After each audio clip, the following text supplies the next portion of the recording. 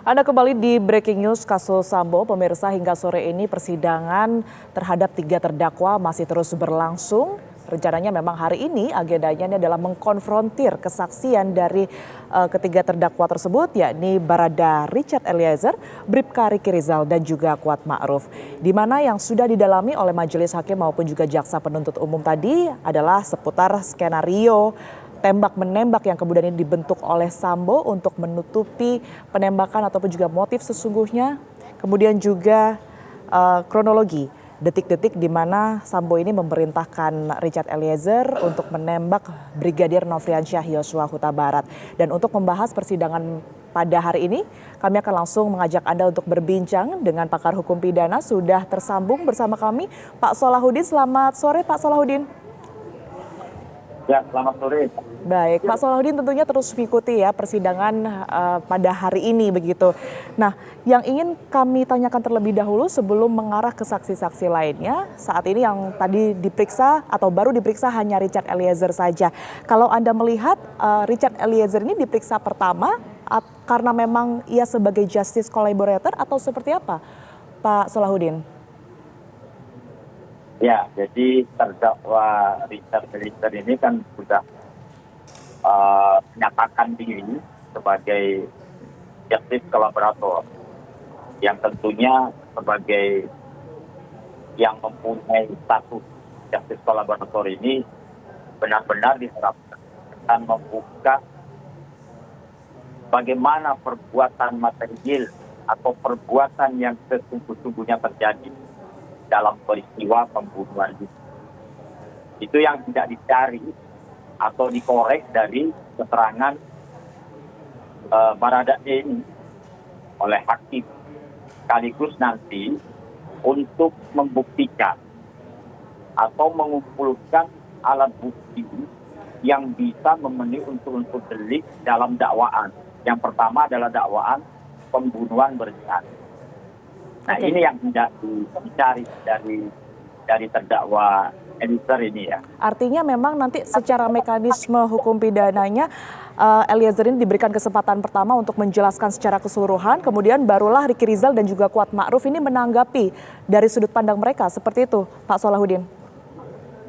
Ya, itu sebenarnya hanya satu strategi aja dalam pemeriksaan persidangan satu perkara yang dipandang atau memang secara fakta mengalami kesulitan para saksinya ini untuk menjelaskan atau memberikan keterangan yang sesungguhnya.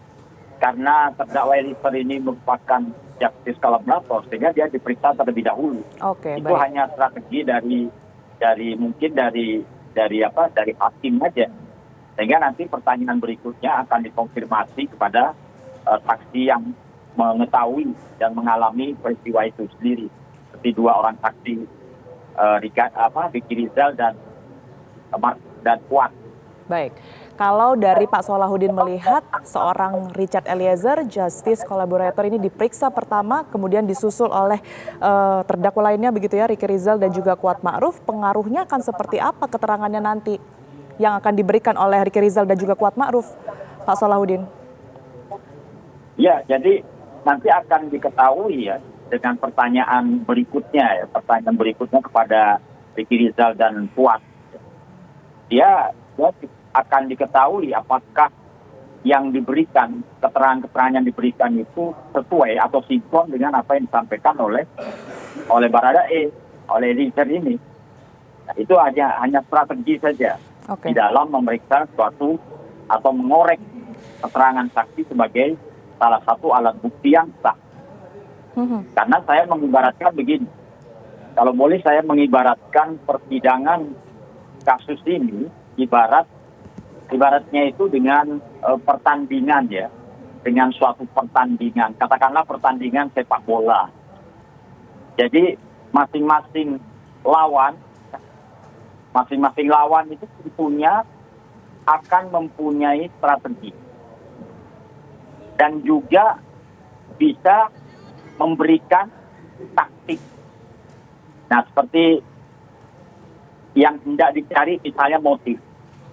Ini oleh penasihat hukum, ya, penasihat hukum terdakwa Sambo, terdakwa Putri, Puan. Ya. Ini kalau menurut pandangan saya itu bukan strategi. Dia hanya taktik saja dengan mengungkapkan pelecehan seksual. Itu hanya taktik saja. Kenapa saya katakan itu taktik bukan lebih pada strategi? Karena taktik itu di situ tersimpul satu hal yang sebenarnya bohong, ya. Sebenarnya tidak ada. Bahkan sulit dibuktikan secara hukum. Tapi dia tetap saja memberikan atau memunculkan taktik ini untuk memperoleh apa? Untuk memperoleh keringanan nanti di dalam pemidanaannya.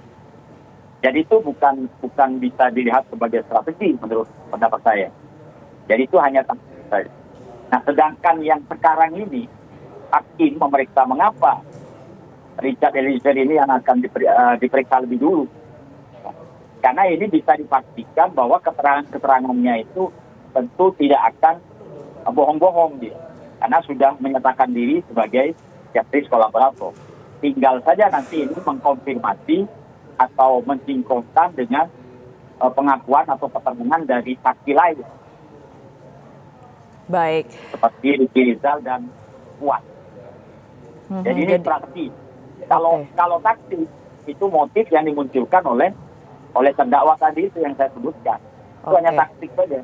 Jadi Anda melihat bahwa motif sementara yang kemudian ini diungkap atau disebutkan oleh Ferdy Sambo ini merupakan taktik untuk memperoleh keringanan seperti itu ya Pak Solahuddin. Ya, kita akan tentunya kembali membahas setelah usai jeda berikut ini pemirsa. Tetaplah bersama kami di Breaking News Kasus Sambo. Masih di Breaking News Kasus Sambo, pemirsa, langsung saja kami akan kembali mengajak Anda untuk berbincang dengan pakar hukum pidana Pak Solahuddin yang tadi sudah tersambung bersama kami. Pak Solahuddin, kalau tadi Anda menyebut apa yang kemudian ini disebutkan sebagai motif sementara Ferdy Sambo ini merupakan taktik untuk memperoleh keringanan begitu ya. Kalau Anda melihat kesaksian sementara pada persidangan kali ini, apa mungkin motif ini bisa diketahui hari ini begitu Pak dengan kesaksian 3 orang terdakwa yang juga terlibat? Nah, begini, seperti yang pernah saya sampaikan pada waktu minggu-minggu sebelumnya ya, di TT yang sama ini, bahwa yang pertama atau dalam persidangan pertama ya, itu rupanya persidangan ini, semua komponen dalam sistem peradilan pidana, baik dari pengacara, jaksa, hakim, ya, itu memang mencoba untuk katakanlah bermain taktik yang diberikan atau yang dituduhkan oleh pengacara ini diimbangi oleh jaksa dan hakim. Dan sebenarnya hakim dan jaksa ini ingin mencari bagaimana taktik mereka ini. Apakah ini benar-benar bisa dibuktikan atau tidak. Padahal sesungguhnya sudah tahu dengan fakta-fakta yang ada, ini akan sulit dibuktikan. Tetapi rupanya jaksa dan hakim di sini juga akan mengimbangi taktik yang dituduhkan oleh pengacara ini untuk mengungkap motif. Nah, sampai sekarang yang saya katakan, kalau dulu saya katakan bahwa motif yang dijadikan sebagai taktik dalam persidangan perkara ini oleh para pengacara itu sudah terbantahkan 80%. Dan sekarang saya meyakini bahwa motif itu sudah terbantahkan 95%. Mengapa? Jadi tinggal nanti pemeriksaan terdakwa. Pemeriksaan terdakwa Sambo ya, dan Putri, ya, ini yang akan menutup 5%-nya nanti. Ya, ketika pemeriksaan terdakwa Sambo dan Putri ini baru akan diketahui dengan pasti oleh hakim tentunya apa motif yang sesungguhnya terjadi. Padahal seperti yang saya sampaikan itu hanyalah sekedar taktik dari pengacara. Makanya Pak jaksa dan juga hakim itu jangan sampai larut dengan permainan atau taktik yang disuguhkan ini. Kalau perlu taktik itu dijadikan sebagai, katakanlah sebagai tenaga, mengambil tenaga lawan ya, untuk serangan balik. Sehingga itu tidak terbukti. Nah, dalam persidangan kali ini, persidangan dengan terdakwa Eliezer ini, juga akan mengungkap terutama mengungkap dakwaan pertama itu. Untuk membuktikan atau terbuktinya unsur delik perencanaan di dalam pembunuhan ini. Ini yang akan diungkap dalam sidang kali ini. Baik, Pak Solehudin, kalau kita melihat persidangan hari ini yang kemudian ini bersaksi, ini kan juga merupakan terdakwa begitu ya. Nah, bagaimana agar hakim bisa memastikan kesaksian yang diberikan ini bukan dalam bukan untuk menyelamatkan diri masing-masing, tetapi justru membuka motif yang sebenar-benarnya begitu. Karena mereka sendiri kan terlibat ini. Betul. Jadi dua orang ini sebagai saksi, yang satu kan Richard Eliezer ini sebagai justice kolaborator ya. Tentunya dia akan memberikan ya ada jaminan bahwa apa yang disampaikan ini sesuai dengan perbuatan material yang terjadi untuk yang Eliezer-nya. Sedangkan yang lain, motif ini bukan dicari dari dua orang ini saja. Dari sidang-sidang sebelumnya banyak keterangan saksi yang sudah bisa didapatkan untuk mengungkap motif ini. Dan juga ada katakanlah fakta-fakta lain ya, di luar persidangan, tetapi sesungguhnya itu berhubungan dengan kasus ini yang sedang disidangkan. Itu juga harus pula diperhatikan. Karena dari sisi kriminologi, yang namanya motif itu ada expose motif dan juga ada hidden motif. Jadi ada motif yang terungkap, yang terang, benderang. Ada juga motif yang tersembunyi. Nah, saya meyakini dalam kasus ini ada dua-duanya. Jadi ada motif yang terungkap dan juga ada motif yang tersembunyi. Nah, meskipun ini tidak bisa dijadikan dasar nanti di dalam membuktikan apakah perbuatan material yang terjadi ini adalah sebuah pembunuhan berencana atau pembunuhan biasa. Tetapi motif ini menjadi sangat penting bagi hakim terutama dan jaksa untuk menuntut seberapa lama atau sampai di mana perbuatan terdakwa ini akan dibalas dengan suatu sanksi. Oke. Tentunya sanksi dalam hukum pidana. Baik. Bagi hakim juga demikian. Motif ini akan menjadi suatu alasan untuk memperingan atau bahkan bisa memperberat. Nah, ini akan menjadi penting. Tetapi dari sisi yuridis praktis itu tidak menjadi satu unsur delik. Baik Pak Solehudin, fakta-fakta lain di luar persidangan ini ternyata juga bisa menjadi pertimbangan seperti yang kemudian tadi Anda sempat sebutkan begitu ya. Tapi kita harus jeda terlebih dahulu. Pak Solehudin, informasi ataupun juga perbincangan kami akan kami lanjutkan usai jeda berikut ini. Tetaplah di Breaking News TV One.